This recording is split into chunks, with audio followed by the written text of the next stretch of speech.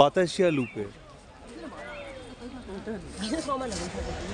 দার্জিলিং ভ্রমণের দ্বিতীয় দিন আমরা গিয়েছিলাম বাতাসিয়া লুপ।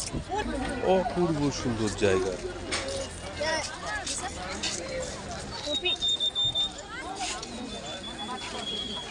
টাকা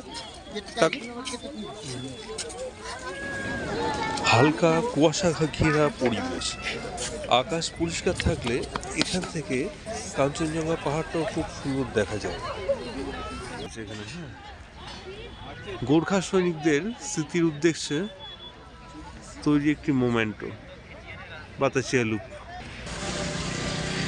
এখানকার প্রাকৃতিক সৌন্দর্য অনবদ্য, আপনাদের সকলেরই খুবই ভালো লাগবে।